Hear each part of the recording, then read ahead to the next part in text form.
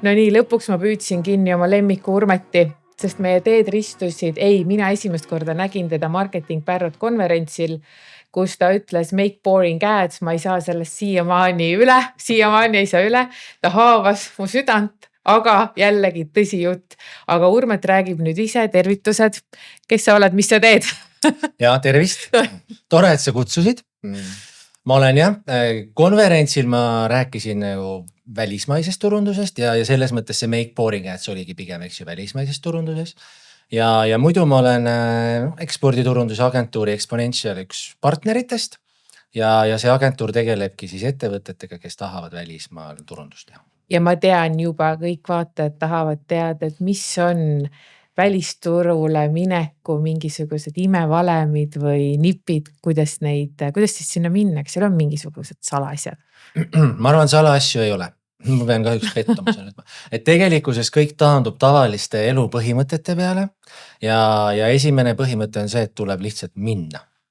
Et ma just siia tulles mõtlesin, et reaalselt, kui me võtame ühe sihukese 5 miljonit käibega ettevõtte või 10 miljonit kas või eks, ja nad ostavad endale auto siis nipsust.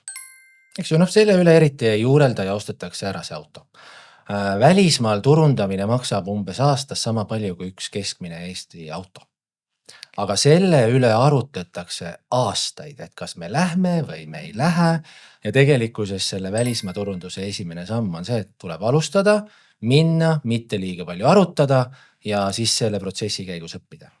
No ja aga ikkagi meil on ju eelarve, eks ju, meil kõigil on mingisugused piirid, et mis summadest me siin räägime, näiteks too näide enda kogemuste põhjal, mingisugused kliendi näited on ju case study'd. Ütleme, ma arvan, et selline keskmine sihuke teenust pakkuv ettevõte, kes suudab välismaale oma teenust müüa, et ta võiks arvestada ikkagi sellise 2000 euroga kuus.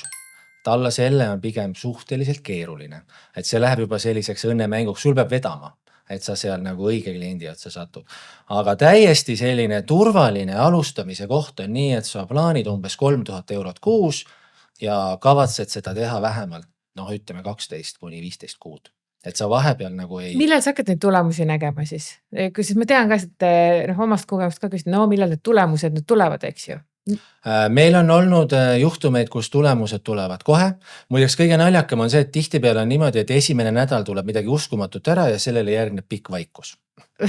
Ma ei tea, miks see nii on, aga nii on läinud.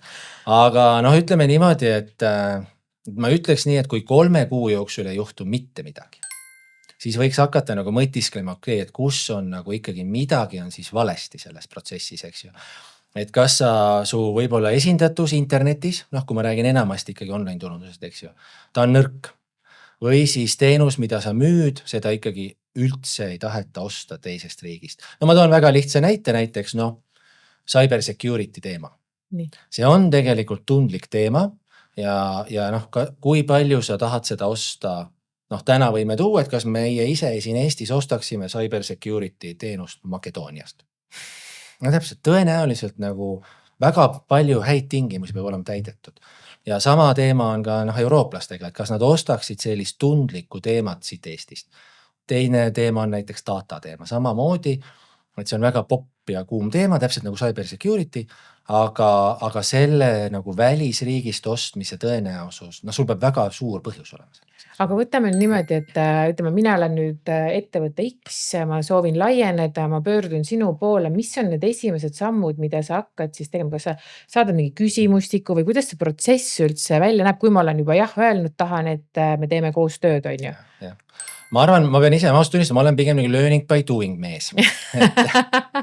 et tegelikult kõige lihtsam asi on panna tööle Google Ads. Peaaegu esimesena. Okei, ma käin sul külas ja kui sul on tootmine, vaatan tootmist ja kõik süd asjad, et ma saaks ise aru, millega ettevõte tegeleb. Aga kõige lihtsam asi on panna tööle Google Ads ja sellega sa saad aru sellest, kas sinu toote või teenuse järgi eksisteerib aktiivne nõudlus. Ehk siis kas inimesed otsivad selliseid ettevõtteid, nagu sina oled, kuskilt väljaspoolt oma riiki. Ja kui see nagu on selge, siis tegelikult on edasised sammud juba lihtsamad. Teine võimalus on see, et ei ole seda aktiivset nõudlust. Siis on natuke raskem, eks ju. Et ma toon lihtsa näite, et tihti peale on näiteks IT-valdkonnas. Enamus IT-tiire tuleb ikkagi nii, et kellelegi mingile inimesele antakse ülesanne, otsi selline ettevõte, nad otsivad 5-6 ettevõtet ja nende vahel siis valitakse, eks. Aga kui näiteks sinu sihtgrupp on hulgimüüjad, siis tegelikult hulgimüüjate juures ei istu selliste inimest, kes nagu otsiks aktiivselt mingit uut hambapastat, eks. Aga kui nad näevad seda, siis nad tunnevad huvi. Ja ma arvan, et esimene samm ongi see ja Google Ads on parim koht selle jaoks, et sa saad sellest aru, et kuidas sinu ostja ostab. Et ja siis sealt saab hakata alles edasi vaatama, eks ju. Aga kuidas sinu suhe on nüüd meil imelise Metaga, Facebookiga, muud kanalid, mis seal all on? Ütleme niimoodi, et Metaga ma ei jätaks ta nagu sellises, ütleme ta on retargeting kanalina, on ta number 1.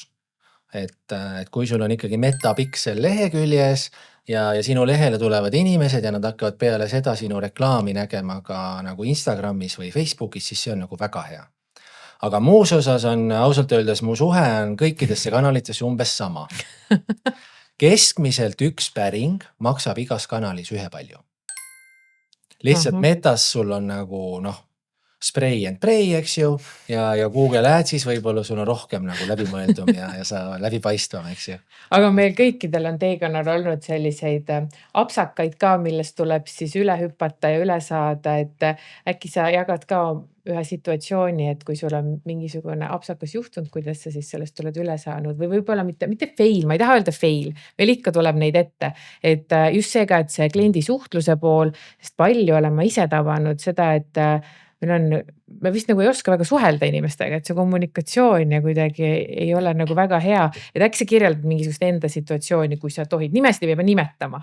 No ma arvan, et põhiline on see, et iga heategu saab karistatud, et see on nagu ma arvan toimub ka selles turunduses, et sa proovid kliendile teha head, näiteks säästa tema aega ja selle võrra võib-olla enda meelest nagu suhtleta ka miinimumprogrammi peal ja proovid tema eest teha hästi palju otsuseid ja siis tegelikult juhtub, et ta nagu oma peas on ikkagi mõelnud täpselt vastupidi. Et ma arvan, see on täpselt see, et pigem tasub suhelda rohkem ja küll siis klient või tööandja, ega see klient ei pea olema alati nagu klient ja ettevõte koos teine ettevõte, vaid ega kui sa ka töötad turundusosakonnas kuskil suures ettevõttes, sinu kliendid on teised osakonnad. Et siis kinnita, kogu aeg kinnita. Pigem jah. Et pigem rohkem kommunikatsiooni on ju, et mida meil eestlastele väga teha ei meeldi on, et see rääkimine on tohutult ebameeldiv, et pigem rohkem seda. Jah, et pigem on see, et kui sul on nagu valida, et kas olla nagu tähtajas või rohkem kinnitada, siis tasub rohkem kinnitada ja minna võib-olla pärast natuke tähtajast üle. Mõeldakse ennem kui tehakse. Miks see niimoodi on? Ma arvan, et see on selle pärast nii, et kui me vaatame keskmist Eesti nagu ettevõtted, kes võiks ekspordida, kes täna ekspordib ka väga palju tööstusettevõtteid, eks ju, ja nende jaoks on see uus teema. Et nad on harjunud aastaid ühtemoodi tegema, käivad 2-3 korda aastas messil, saavad sealt portsu visiitkaarte, asuvad nendega tegelema, saavad sealt ühe kliendi, eks. Nüüd, mis on see probleem, on see, et see ei ole väga eskaleeritav mudel. See võib siin nagu hoida elus, aga sa kindlasti ei kasva tohutult. Kas sa tahad öelda, et messidel käimine pole mõistlik? Messidel käimine on mõistlik, aga see toob täpselt ühtemoodi tulemust, eks ju. Nüüd, kui sa tahaksid nagu natukene leida uut hingamist, siis sa peaksid tõenäoliselt minema ikkagi ka nendesse uutesse kanalitesse ehk digikanalitesse, ütleme siis nii. Aga need inimesed ei ole siin läinud, nad ei tea, mis seal on, see on uus ja põhimõtteliselt on ju väga lihtne, kui juhtkonnas on vaja teha otsus ja keegi täpselt ei tea, mida tegema peab, siis enamasti otsustatakse uurime veel. Ehk siis neil on hirmud ja kuidas me need hirmud neil siis maha võtame, et mis seal karta üldse on, mis on see kõige hullem asi, mis võib juhtuda? Tegelikult on see, et minu meelest on see, et seda välismaist turundust võiks samamoodi võtta kui investeerimist. Klassikaline investeerimine. Alusta väiksemate summadega, võta pikk perspektiiv ja arvesta sellega, et kui sa kogu rahast ilma jääd, siis midagi suga tegelikult ei juhtu. Ja kui ma arvan, et kui need 3 asja on paigas, sest osadel ettevõtetel võib juhtuda, et see rahvusvaheline turundus, sa võib-olla saad uusi teadmisi, sa saad aru turust paremini, aga sa ei saa ühtegi klienti. See võib juhtuda. Ja see ei pruugi üldse olla nagu turunduse viga, võib-olla see müük on liiga pikk või sa saad hoopis millestki muust aru. Et siis ta läheb lihtsalt koolituskuludesse, eks ju. Ma just mõtlengi, et see pole absoluutselt halb, et kui sul tulebki see, et sa midagi koged, see natukene nagu tundub, et tegelikult see polnudki mulle, siis sa võtadki järgmise ja see ongi ju tegelikult edu saladus, et sa järjest pistid ära. Seda võetakse nagu pigem niimoodi, et okei, et nüüd me alustame turundusega ja siis nädala aja pärast vaatame, mitu liidi tuli. Nüüd klassikaline ülikooli turundus, mida õpetati, et mida tuleb jälgida ja teha, kui seda ei tule, on ju, et aga mis on muutunud näiteks nüüd, kui me räägime praegu, kui kaua sa selles valdkonnas oled olnud? Üleüldiselt turunduses ma olen olnud 22 aastat umbes ja rahvusvahelises turunduses 8. Mis on selle üleüldise turundus, kui me räägime Eesti mõttes nüüd? Mis meil muutunud on? 20 aastaga, ma tean, et väga palju, aga ma tahan, et sa ise seda ütled. Tegelikult tõenäoliselt ongi see, et kui mina kunagi alustasin, siis minu kunagine sõber ütles, et tema tegi elu esimese Delfi bänneri ja selle Delfi bänneri peale oli kirjutatud Eesti Ühispank. See oli kogu bänner. Nii. Nüüd ma arvan, et mis on nagu juhtunud, on see, et vahepeal on tulnud suur muutus, aga me oleme jõudnud sinna tagasi. Et sul on kõige mõistlikum öelda, mida sa teed ja siis oodata, et need inimesed märkaks, kes sind märkavad. Et kindlasti nagu kui me räägime noortele turundamisest ja võib-olla see orgaaniline turundus, seal on tõesti läinud väga dünaamiliseks. Aga ma arvan, et on juhtunud see, mis võiks juhtuda nüüd eksporditurunduses ka. Valmistatakse vähem ette, tehakse valmis, lastakse eetrisse, homme on juba uus päev, uus video, uus TikTok, eks ju. Kas Delfi bänner toimib? Delfi bänner, ma arvan, ta toimib nagu mingis segmendis, aga võimalik, et ma ei ole ammu ausalt, et Delfi Kas sa oled diplomaatiline praegu? Et ma ei taha öelda, et ta nagu üldse ei toimi. Aga kindlasti ta toimib nagu selles osas, et kui me räägime Eestist, siis ma olen 100% seda meelt, et ükskõik mida sa teed, püüa oma publiku hulgas ehitada brändi. Sellepärast, et top of mind on võimalik saavutada põhimõtteliselt iga eelarvega, kui sa oled vähegi järjepidev ja saad aru, mis on su võimekus, eks ju. Ja kui me nüüd räägime sellest rahvusvahelise turule minekust, siis kas seal on ka juba muutust näha selle, ütleme, 5-8 aasta jooksul? Ma arvan, et see muutus on tegelikult see, et ma olen nüüd viimasel ajal päris paljudega suhelnud, et tegelikult mida ma näen, et mis on juhtunud, on see, et on proovitud rahvusvahelist turundust. Suure tõenäosusega on mindud sellisesse toredasse Eesti agentuuri, kes teeb hästi palju kohalikku turundust. Ja nad on võtnud samad võtted ja püüdnud seda siis seal Saksamaal rakendada. Selle tulemus on olnud üks suur ümmargune 0. Ja nüüd ma näen seda, et siis paar aastat tõenäoliselt siis lakuti Aavu, eks ju. Ja nüüd ma nagu näen, et väga paljud ütlevad, okei, et proovime uuesti. Et meil ei läinud hästi, aga proovime uuesti ja ma näen, et see on küll juhtunud. Ja kui me nüüd proovime ennustada natukene veel tulevikku ka, et kas sa oskad nagu öelda, mis võiks 5 aasta pärast juhtuda ka või see on nii ettearvamatu? Ma arvan, et 5 aasta pärast algab vähemalt siin Eestis üks suur rahvusvahelise interneti või digiturunduse buum. Sellepärast, et mis tõenäoliselt on puudu veel niukest 2-3 väga head edulugu, mida mina võin öelda, et tegelikult on juba ära juhtunud, aga neid ei ole veel räägitud. Sest lihtsalt osade klientidega ei ole seda luba. Selge, et see praegu ei saa meile nendest edulugudest rääkida või? Ja sinu kliendid ja sina tegid need elulood. Ma vähemalt tean, et nad on eksisteerinud ja olen olnud osaline seal. Mis tähendab seda, et tegelikult kui need paar edulugu tuleb, siis ma arvan, et pigem öeldakse, okei, proovime meiega. Ja siis nüüd teine asi, mida ma hästi näen, et tegelikult ka eile ma kuulasin ka, oli Masinatööstuse Liidu inimesed rääkisid ühes Eesti raadiojaamas, eks ju, Äripäeva raadios ja tegelikult nad rääkisid sama asja.